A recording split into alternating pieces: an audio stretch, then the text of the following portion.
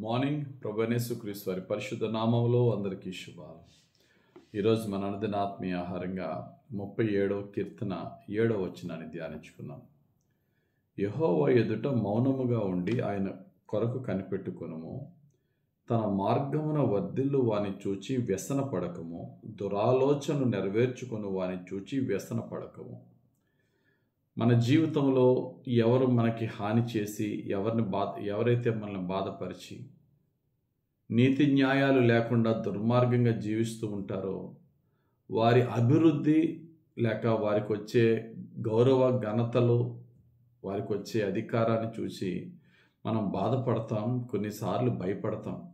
హరే, ఈ దుర్మార్గుడికి వచ్చిందేటి అధికారం, హరే వీడికి వచ్చిందేటి ఈ యొక్క ఘనత, రేపు వీడి వల్ల ఇంకా మనకి ఏ హాని జరుగుతుందో, ఈ యొక్క అధికారము ఈ గౌరవ ఘనత ద్వారా వాడు ఇంకెంత దుర్మార్గంగా మన పట్ల ప్రవర్తిస్తాడో అనే కొంచెం భయం మనలో ఏర్పడుతుంది. కానీ బైబిల్ ఏం చెప్తుంది తెలుసా? అటువంటి వారికి వచ్చే ఘనత కానీ అధికారం కానీ ఏదైనా సరే దేంతో పోల్చబడిందంటే నశించిన జంతువుతో సమానం. చదువుదాం మాట. 49వ కీర్తన 20వ వచనం. ఘనత నొంది ఉండి బుద్ధిహీనులైన వారు నశించు జంతువులను పోలి ఉన్నారు. వాడు బుద్ధిహీనుడు, దుర్మార్గుడు, కానీ వాడికి ఘనత వచ్చింది, గౌరవం వచ్చింది, అధికారం వచ్చింది. ఏమీ భయపడద్దు. వాడు ఒక చచ్చిన జంతువుతో సమానం. వాడు ఎలా చచ్చిన జంతువు అవుతాడండి? వాడంతా గర్వహంకారంతో విర్రవీగిపోతుంటే వాడి చచ్చిన జంతువులే అని చెప్పేసి నేను అన్ని ఎలాగని ఇగ్నోర్ చేయగలనండి అని అనిపించవచ్చు మనకి. కానీ బైబిల్ చెప్తున్నది ఏంటంటే వాడు ఏమైనా హడావిడి చేయొచ్చు, కానీ నా మీద ఆనుకున్న నిన్ను వాడు ఏమి చేయలేడు. వాడు నిన్ను భయపెట్టడానికి ఏదైనా చేయగలడు, కానీ చేసిన కార్యాలు ఎగ్జిక్యూట్ చేసే సమయం వచ్చేటప్పటికి వాడు చేయలేని స్థితిలోనే నేను వాడిని పెడతానని దేవుడు అంటున్నాడు.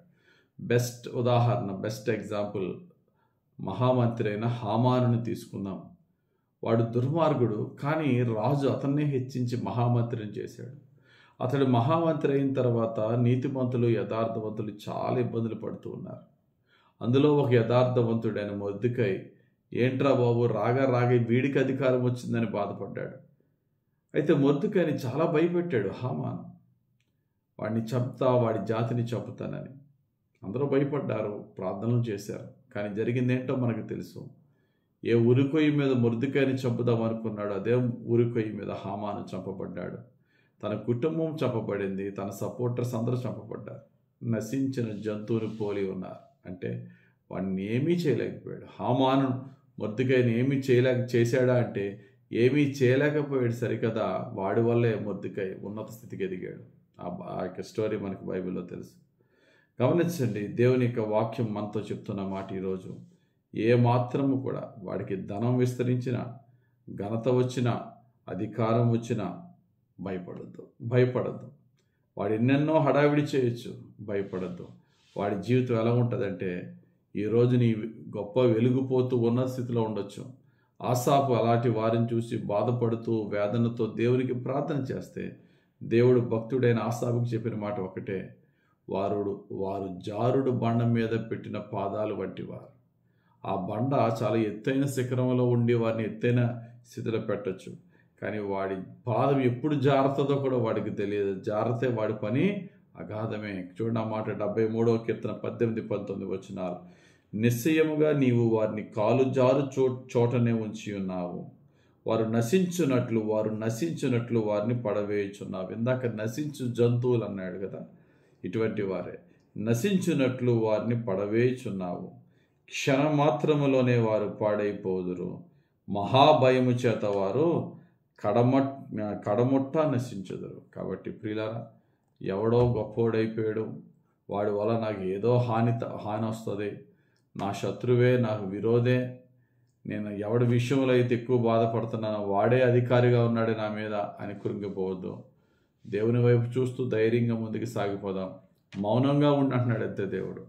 నువ్వు మౌనంగా ఉండు, నీ పని నువ్వు చేసుకో, దేవుని దృష్టిలో యథార్థంగా జీవించు. సమయం వచ్చినప్పుడు నిన్ను బాధపరచు వారెవరూ కూడా నీ ముందు నిలవలేని స్థితిలో దేవుడు నిన్ను పెడతాడు. వారు ఎన్ని పన్నాగాలు పనినా, ఎన్ని ప్రయత్నాలు చేసినా అవి ఏమీ నిన్ను అంటకుండా దేవుడు కాపాడుతాడు. మన పక్షంగా వ్యాజ్యమాడు యెహోవా మనకుండగా మనకు భయం ఏంటి? ఆ పరమ తండ్రికి యేసయ్య ద్వారా మన జీవితాన్ని అప్పగించుకొనుచు పరిశుద్ధాత్మ శక్తితో దేవునికి ప్రీతికరంగా యేసయ్య మార్గములో నీతి యథార్థతలో నడుద్దాం.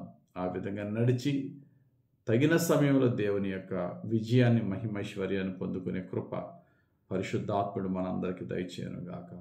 ఆమేన్. మహిమగల తండ్రి, దయగలిగిన ప్రభు, కృపగల దేవ, ఈ పరిశుద్ధమైన సమయంలో ఈ దినం మాకు ఇచ్చిన వాక్యం బట్టి స్తోత్రాలు. ఎవరిని చూచి మేము బాధపడకుండా, ఎవరిని చూచి మేము భయపడకుండా, అయా మరి ముఖ్యంగా దుర్మార్గుల అభివృద్ధిని చూసి మేము కృంగిపోకుండా, వారు ఎన్ని పన్నాగాలు పనినా నీ వైపు చూస్తూ నీ నీతిలో మేము కొనసాగుతూ, అయా నీ కృపలోనే సంరక్షింపబడి, పోషింపబడి, దీవింపబడి, విజయము వెంబడి విజయాలతో యేసుక్రీస్తు నామమును మహిమపరిచే జీవితము మా జీవితకాలం అంతయు మాకు దయచేయమని కృపగల ప్రభు అయిన యేసుక్రీస్తు వారి పరిశుద్ధ నామములో ప్రార్థించి వేడుకొంచున్నాం తండ్రి. ఆమేన్. తండ్రి యొక్కయు కుమారుని యొక్కయు పరిశుద్ధాత్మ దేవుని అభిషేకం హెచ్చుగా మనపై దిగి వచ్చి మనల్ని రక్షించి దీవించును గాక. ఆమేన్. God bless you. Have a very blessed day.